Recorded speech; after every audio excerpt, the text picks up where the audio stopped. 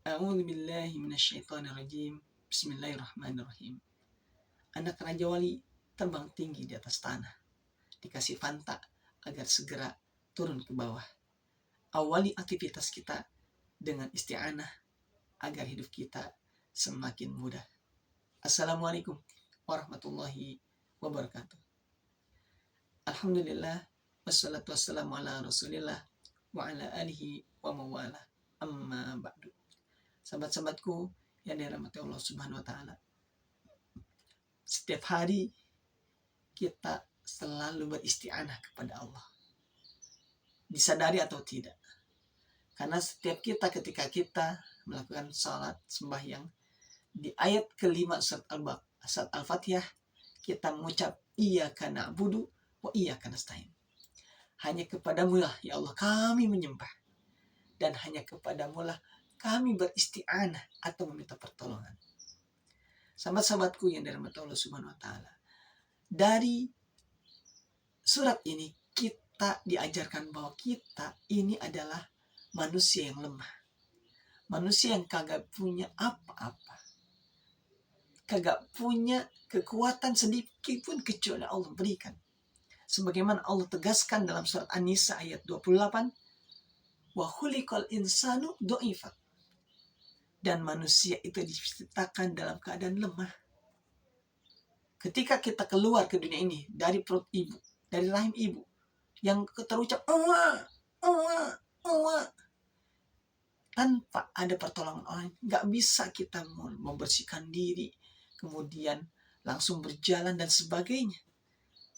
Tapi karena kita ini adalah makhluk sosial, maka dibantulah oleh orang lain, dimandikan kita oleh dokter kalau misalkan di dokter, atau oleh tetangga kalau kita di rumah, dimandikan, dibersihkan, kemudian bertemu dengan sang ibu.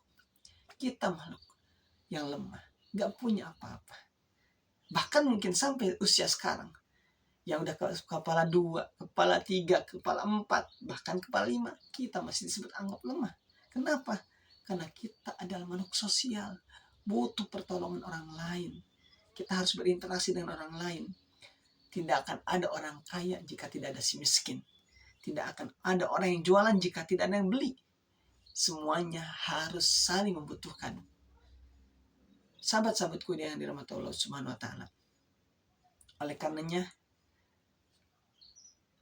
memohon mengawali aktivitas kita dengan basmalah itu adalah sesuatu keharusan. Rasulullah SAW bersabda, sebagaimana yang disampaikan oleh Abu Hurairah, bahwa kalam yang diawali perkataan likulli kalamin au amrin dzibalin la yuftahu bi dzikrillahi fahu abtar. Setiap perkataan dan urusan yang penting yang tidak diawali dibuka dengan zikir kepada Allah, maka dia tertolak, terputus berkahnya. Artinya, zikir di sini maksudnya basmalah.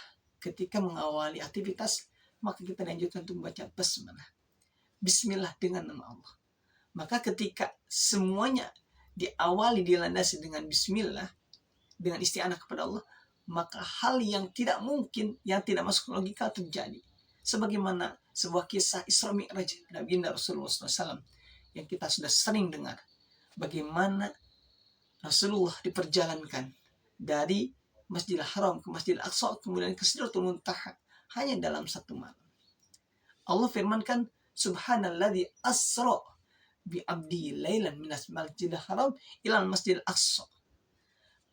Maksudnya Allah yang telah memperjalankan hambanya, yaitu Nabi Muhammad pada malam hari dari Masjidil Haram ke Masjidil Aqsa, kemudian di sana beliau menuju ke Sidratul Muntaha, lalu menerima perintah sholat.